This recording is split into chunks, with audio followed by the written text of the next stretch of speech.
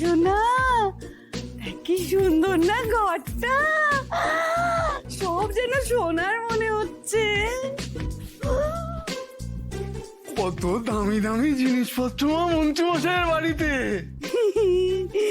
সত্যি বাবা সোনা, আমরা না কপাল করে মন্ত্রী মশাই বাড়িতে নেমন্তন্ন পেয়েছি। আমি না আমার সব আত্মীয় স্বজনকে কিন্তু গল্পটা করবো। হ্যাঁ আমিও মা, আমিও কিন্তু আমার সব বন্ধু বান্ধবদের এই ঘটনাটা বলবো। আচ্ছা মা, এগুলো সব শাল কাঠ, সেগুন কাঠ আর মেহগিনি কাঠের না? হ্যাঁ, লাখ লাখ টাকা দাম হবে বলো। তা তো হবে, বড় লোকদের ব্যাপারই আলাদা। দেখ সোনালি পর্দা, মাগো কি ভালো। কে ভালো আমার ঘরে কে ঢুকেছে? আপনারা আপনারা এই ঘরে কি করছেন? নিশ্চয়ই কিছু একটা চুরি করতে এসেছেন, তাই তো? না না না না, মানে কি হচ্ছেটা কি আমার ঘর? ও মাই গড, আমার ফেভারিট ক্রিস্টালের ভাসটা কে ভেঙেছে? কে ভেঙেছে এটা? হ্যাঁ না না, আমি ভাঙিনি, মানে আমি ইচ্ছা করে ভাঙিনি, হাতে লেগে পড়ে গেল। মানে এত বড় বাড়ি তো, এত সুন্দর সুন্দর ঘর, তাই সব দেখছিলাম। দামি দামি জিনিস দেখতে গিয়ে আর কি হাতে লেগে পড়ে গেল। আপনারা এখানে কি করছেন? হ্যাঁ, নিচে চলুন। এটা কি করেছেন ম্যাডাম?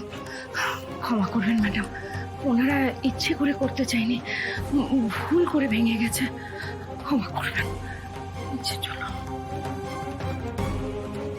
নিচে। Disgusting bunch of. আচ্ছা ভালো মামা এইসব ক্লাসলেস ডিসকাস্টিং লোকেদের আমাদের বাড়িতে কেন ইনভাইট করে? আর এক শুভ কি কম পড়ে গিয়েছিল নাকি যে এখনো পরিবারের লোকজনদের, ওদেরকেও আমাকে টলারেট করতে হবে? টলারেট যদি নাই করতে হয় ম্যাডি, তাহলে শুধু শুভ নয়, ওর গোটা পরিবারকে বীরুর চোখে ছোট করতে হবে। আর তার জন্য আমি একটা দারুণ উপায় বের করেছি। Wait, wait. কি করতে চাইছো বলো তো? দেখো ম্যাডি, কি বিউটিফুল একটা হার, দেখেছো? এটা বীরু শাওনের বার্থডেতে ওকে গিফট করবে বলে আমার কাছে রাখতে দিয়েছে। যেহেতু শুভই ললিতা দেবীকে আজ এখানে আসতে বলেছে,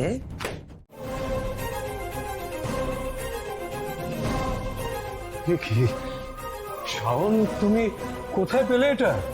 পিসিমণির রুমেই বেড সাইডে পড়েছিল। ও এটা কি করে সম্ভব? আমি যে গোটা ঘরটা খুঁজে দেখলাম, তখন তো পেলাম না। শাওন,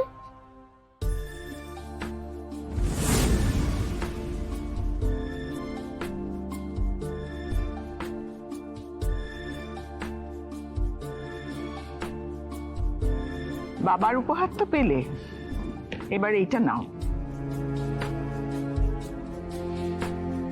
থ্যাংক ইউ দিদুন। না না না, এখানে নয়, কারণ এটা আমি নই, তোমার মা তোমাকে দিয়েছিল। আজ থেকে 20 বছর আগে এই বক্সটা আমার বাড়িতে দিয়ে গিয়েছিল পোস্ট অফিস থেকে। আমার নাম করে আমার মেয়ে পাঠিয়ে দিয়েছিল, আর তার সঙ্গে ছিল একটা চিরকুট। তাতে লেখা ছিল তোমার 21 বছরের জন্মদিনে আমি যেন এটা তোমার হাতে তুলে দিই। তাই আমি চাই এটা তুমি একান্তে সময় নিয়ে দেখো, সবার সামনে নয়। নন্দিতা আবার শাওনের জন্য কি রেখে গেছে? আজ তোমার 21তম জন্মদিন।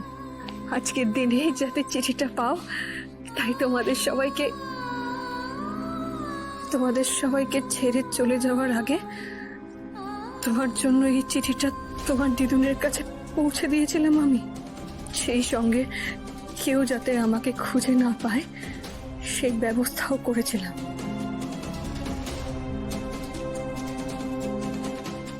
তবে জানতাম, আর কেউ হোক না হোক, বড় হয়ে তুমি হয়তো আমাকে খুঁজবে।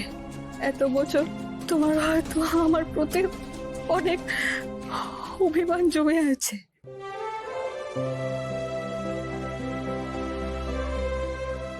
আমি তোমার উপর অভিমান করে নেই মা।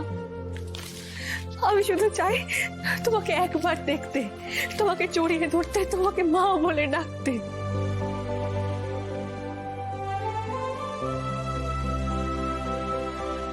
তুমি যখন এই চিঠি পড়বে তখন হয়তো এর উত্তর দেওয়ার জন্য আমি আমি আমি বেঁচেও থাকবো না।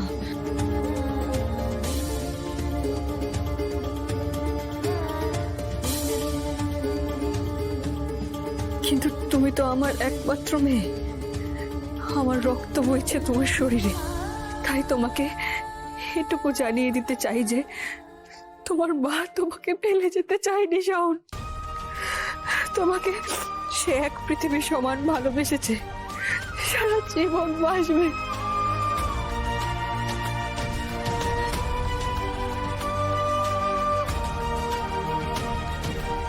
জানি না তুমি এখন কেমন দেখতে হয়েছো, কেমন ভাবে সবাইকে আগলে নিতে শিখেছো, কেমন ভাবে মন খারাপ করো বা আনন্দ পেলে হেসে ওঠো, কিছু জানি না।